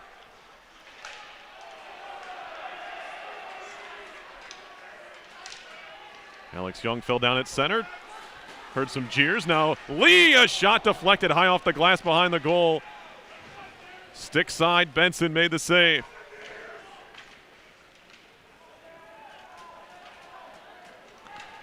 That goal's given RPI some momentum, something they certainly needed here in the late stages of the third period. You could argue they had created a bit of it before that. I mean, they were creating opportunities here in this third period. Was there a change of strategy at all with Colgate having the 2-goal lead to play a little more conservatively? I mean, maybe that's not their brand of hockey. Well, they need a couple of goals, so they had to open it up one way or another. The only tough thing about that is sometimes when you open up, you're going to give things up defensively, which didn't happen. No, I meant for Colgate. Did they kind of play a little bit more defensive game, knowing they had a 2-goal lead? The other way around, yeah. Yeah, I haven't seen that as of yet. Okay. It just seems like they've been content to dump the puck in and change. As a layman, not knowing a ton of the game, it looks as though they're just kind of saying, all right, well, we're going to see where this 2-goal lead can take us. And so far it's taken them to a 1-goal lead. It's now kind coming of up on going 6 into to a go. Defensive shell. Not necessarily a shell, but just I understand. Not attacking the net like they were in the opening. Quite frankly, sometimes. As Adamo tried to walk it out, but he got knocked down. Kind of went down on his own, really, after losing the puck. RPA fans will disagree there. Sometimes teams will develop that mentality on their own, and it's right. not on It's behalf of the coach. Psychological, maybe more than anything else. Something that was told to them. Hallbauer off for Beaton. They're certainly in defensive mode here because RPI is in attack mode. The 2-goal lead complex, maybe, which Colgate had. Now Beaton drops it back. Hallbauer looking for a lane. Takes a shot, hit a leg. Adamo. Dragged back to the point. Kjellberg a shot. Redirected on goal. Benson made the save. Another try, Adamo. And Beaton couldn't find it. It was between his skates. Hit by Adamo there on Manderville. Under 5 to go. Well, I noticed that Coach Vaughn has shortened his bench. That's one thing. Hallbauer's stick handling, lost it at the line. Sent back the other way. Not enough juice for icing as Agnew will spin around, but he lost it to Glaceman. Maschie ahead. Dubinsky takes a look. Trying to chip it into space and go after it. He was held up a bit there. Check that. He hasn't shortened his bench. That's his 4th line out there. Massey's going to ring it, but the point's open because RPI was changing blue liners. Dubinsky. Well, for sure right now, Colgate's in survival mode. Shot ahead. Baxter tracks it down. Lund has his stick lifted. Shoveled right back by McAvoy, however. Baxter. He'll navigate the neutral zone before handing off to Lepinen. He has to deal with the puck and some snow, and he's forced to carry back to center to maintain possession. Now it's dumped in by Lepinen. It's knocked down by Benson behind the net. A little bit indecisive, but he tries the far side. Young fires it in from center ice. Knocked down by the glove of Watson. And now we got a penalty coming up on Young. It's going to be goalie interference as Watson's mask came off. And so RPI is going to get what it was looking for here, at least I think, a power play here in the final few minutes of the game. Now, luckily Watson looks okay. Yeah, he looks fine. Oh, that's not good. Young is defenseless. Watson's defenseless there, and Young just runs him over. Davies didn't have anything to do with it. No. They're talking about this. Yeah, Young's feet got kind of squared around. Austin Jones out to talk to athletic trainer for RPI men's hockey. Austin Jones out to talk with Watson, who's got a towel out there. Goalie interference is the call, which is, I think, pretty cut and dry from what we saw live. Yeah.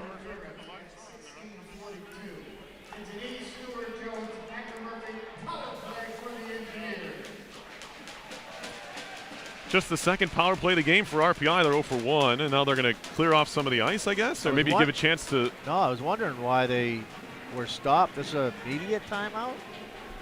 Did it really take that long for one? Yeah, because I didn't see them. I was looking at the snow. Yeah, there's a pile of snow there. Yeah, and I was thinking, boy, I don't remember them coming out yet. Well, maybe.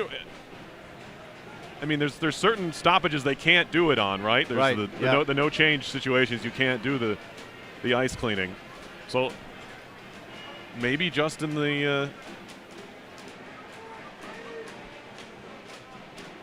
hasn't happened yet. All right, well, a little bit of a benefit here for RPI and for Watson, who gets a chance to shake the cobwebs out a little bit because he was shaken up on that play, it looked like. Yeah, well, I think that's what Coach Vaughn is questioning right now, why there's a timeout here, especially when they're going on the power play. Right, the second time tonight that RPI has had a ice clearing right before their power play. You know, the timing is kind of iffy because if it was 2:18, then you could pull and do a 6-on-4. It still might happen if RPI doesn't get a quick one, and then the face-off they win, but yes, it could immediately leaves the zone. I mean, you got to think maybe 2 minutes. You go for a minute of 5-on. Or 6-on-3. The 2:18 would have taken the thought process out of it. Right, exactly. You're right. Massey across. Nice catch by Adamo. Feeds it in front. It deflects behind. Colgate trying to clear. Nothing on that. It's kept in by Kjellberg. Adamo. Dubinsky. Adamo sends it all the way back to the point for Massey. Well, took his eye off it, but trying to get it back. Bergslund now has it pinned against the wall. There's 3 engineers over there trying to dig it out. Finally free to Adamo on the half wall. Smart play. They got it to the weak side. Kjellberg a shot. That one's up high on Benson. Lifted around halfway through the power play. Massey now down low. Kjellberg, tough handle there. Dubinsky at the left point. Now Laka's knocked down in front. He's slow to get up. I'm not sure what happened to Laka. He's going off to the bench. Now the hit ramps up and goes out of play on a dump in. It hit the Zamboni door. And now these Raiders are stumbling all over each other behind the goal. Well, what happened was Adamo give the number 25. You're going to see it here. A whack. Yeah, he get pushed against the board, so he right whacked there. him. Yeah. But I didn't see what happened to Laka. Yeah, he was battling for position in front of the net, and I don't know. He just got maybe got the wind knocked out of him or something, but he left the ice, and RPI lost its advantage for a few seconds there, and it ended up. Then you got the Zamboni door involved as it just ran up into the netting. I've seen off some a nothing weird dump bounces, in. Yeah, but never ever in that corner. That Zamboni door has caused problems in recent history here. Yeah. And we saw it tonight where a puck was dumped in up the right wing boards and it came right back out the right wing boards. So it was like a Well, that's because like you've got those extensions right on the glass, and anytime the puck goes around the glass and hits those extensions, it's like a pinball bumper. Yeah. Now we got another stoppage here. Well, We're going to look at something? Timeout. RPI. I didn't see them call timeout. They're going to look at something. Well, maybe it is something. Yeah. A free timeout. Another one. Oh, they're going to look at if there were penalties behind the play. I guess. They're only supposed to look if they're going to hand out a major penalty. That's the only thing they're supposed to be able to review for. So they're either going to look at the one on Laka or they're going to look – I don't know. Yeah, I don't know. Like I said, as far as the NCAA is concerned, they can't look at a replay of anything and call a minor penalty. The only replays can be for major penalties. So maybe if they missed something on what happened to Laka, that's all I can think of, because we saw exactly what happened between Adamo and I think it was Bergsland, who he chopped down after taking a shot from him. We got WRPI dropping their microphone I thought on. he was fishing. Yeah, he's fishing. Yeah, he almost dropped his mic on your head. Good thing it would have been my head. I would, but I might have got hurt otherwise. Otherwise, yeah.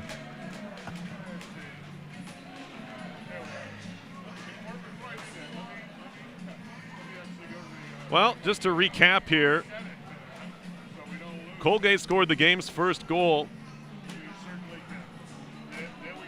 back at 11:16 of the first period. Paul McAvoy from Matt Verboon and Griffin Lunn. And at 18:37 of the first, RPI pulled even. Jack Agnew from Tour Linden and Ryan Massey. Then at 1:26 of the second period, Colton Young gave Colgate a 2-1 lead from Josh McKechnie and Alex Young. And then a 3-1 lead after Levi Glaceman at 18:15, from Ross Mitten and Ryan McGuire made it 3-1 there. Then RPI pulled one back on a own goal of sorts from Ryan McGuire. Credit to Mason Klee from Dylan Davies and Jacob Laka. Let's see. Here it is right here. Yeah, he got cross-checked up top. Did he? Yeah, right here. Look at Oh, yeah. He got hit in the side of the neck or the head there. We could see 5 minutes here. Yeah, you could. Who was that? How about some out-of-town scores? Yeah, why not? Clarkson's up 2-0 on Quinnipiac with 8 minutes left in the third. Dartmouth is up 1-0 on Yale with 12 minutes left in the second. St. Lawrence is behind 3-2 to Princeton with 4 minutes left in the third. And Cornell is up 3-1 with Union halfway through the third. So Cornell with a rebound after. RPI women fell today at Colgate, number 8 Colgate, 3-0. 50 saves for Amanda Rampado. That's a career high in the loss to the Raiders.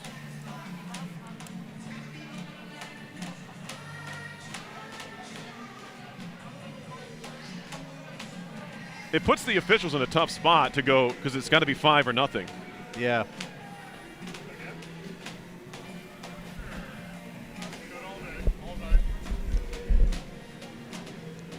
They're taking a long look at it.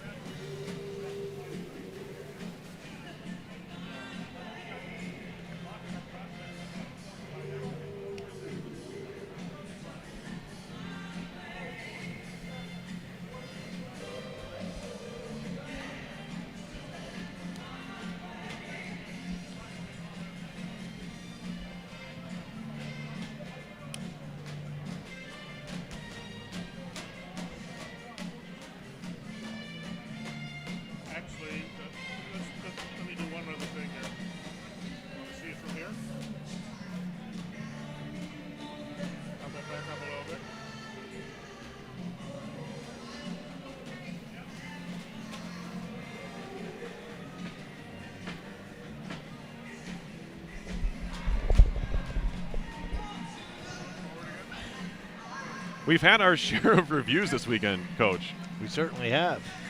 This has taken a long, long time. But you know what? I understand why, because it's important. Critical point of the game. Yeah. You don't want to be. I think they got him. Yeah, you don't want to influence the game one way or another, but you got to call a penalty if the penalty is called, or an infraction if it occurred.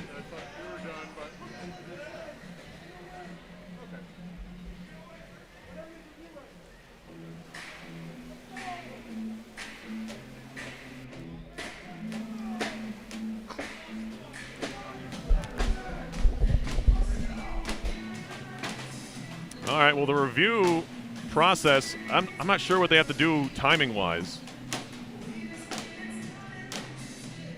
Maybe a 2-minute minor. They can't do that. Oh, that's like true. I said, it's got to be 5. Yeah, you're right. It's a 5-minute major. So Berglund's going to have to go off here. Someone's going to have to serve the penalty.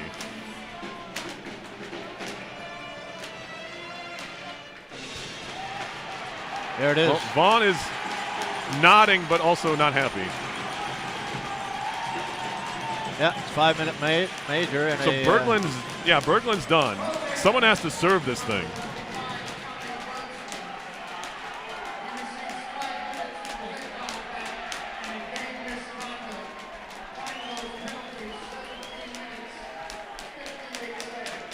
Who's in the box? Well, that would be Colton Young from earlier, right? Oh, yeah. They got to send somebody else. There he is, 14. Yeah. That's Manderville. So Manderville's going to serve the major. Now you can pull the goaltender if you don't score in this within 44 seconds.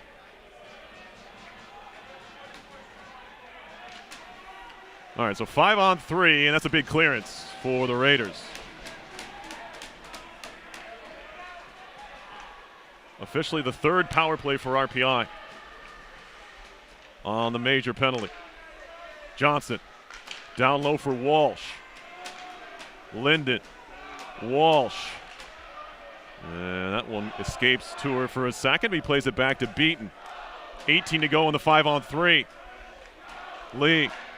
Walsh in front. Walsh, Johnson, RPI collapsing down low, and they try to feed it through everybody. Beaton. And it was intercepted and cleared. Penalty expires on Young, and he's trying to find it at center ice. Flipped in deep. It'll be stopped there as we come up on a minute to go in the game, and the Raiders in no hurry. It'll be slapped down ice by Brandon. Set aside by Watson, who's still in net. And to this point, it's probably good he was, because a couple of those dump-ins have been awfully close to the RPI cage. Now RPI trying to walk it in. They're offside. Yeah. They have to touch up. They're probably better off just going after the puck here as it's shot down ice. And that's the thing now. Colgate can take as many shots at that open net as they want, killing off this penalty, and it won't be icing. 6-on-4.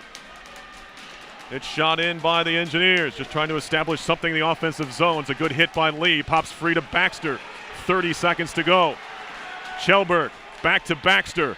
Center cross, one-timer, and it caroms out of the zone. Face-off will be coming out into the neutral zone. They're saying offside, or maybe outside. I think the puck might have left the ice. Yeah, it did. 22.1 left. RPI got what they wanted, a one-timer from Adamo. Yep. He just couldn't hit the net with it. Now the strategy is going to be, which side do you overload and then throw the puck in to make sure that it ends up there? Now we've got a timeout. RPI saving the timeout here, and they'll use it here. Wow, that one-timer just went wide. Here's another look at it. That's the play they wanted, set up.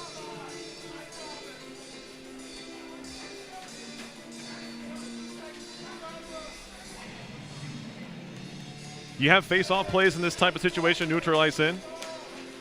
Yeah, what you'll do is you'll draw it back. You'll overload the one side so that when you ring the puck around, you'll have a couple of guys over there, outnumber them in order to get control of the puck. And then you want to get it to the net as quickly as possible. Colgate trying to survive here and move to 3-0 as the villains on Freakout Saturday in Troy.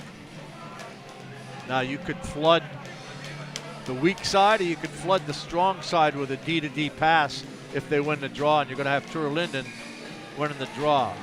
If you're Colgate, you're probably going to want to go ahead with it. Beaton is starting way wide on the right. Big face-off here between McKechnie and Linden. It's pushed ahead and loose to the far side. Beaton walking his way in is poked away, and it's cleared out and down and wide of the goal. But RPI has to hurry. 10 seconds left. Bouncing puck at center ice with 6. Fed up the wall. Beaton has a man cutting to that is Walsh. Beaton trying to find Walsh, and it's knocked away. And that'll do it. As the Raiders hold on here to take it 3-2. 5 games unbeaten now for Colgate and the Engineers. They brought it here in the third period, Coach, just maybe a little bit too late. Yeah, they just fell short. I mean, everything went their way. You know, they got the power play when they needed it, and then an extra for a 5-on-3. And just, you know, they had the opportunity set up. They just didn't hit the net on it, unfortunately. That was kind of the difference between last night and tonight. Last night, RPI seemed like when they took shots, they hit the net and they found the net. And tonight, it was a little bit more tough sledding for the Engineers offensively, but that's kind of how the game goes. Yeah, and, you can draw up all the plays you want, but it really boils down to execution, and they had the opportunity. They just didn't execute, which, you know, sometimes happen. You know, last night, look, when it's 3-2, they make a real good play. Tour Linden gets the weak side pass and takes a nice shot. They go up 4-2, and tonight it just didn't click for them. Shots in the game, 31-24 in favor of Colgate. Faceoffs, 29-21 Raiders. RPI getting goals tonight. Mason Klee had the second one. Jack Agnew, his first career goal, first goal for the Engineers this evening as they fall here. And RPI will head on the road. And like I said, this would have been a big game for RPI because it would have put them 5 points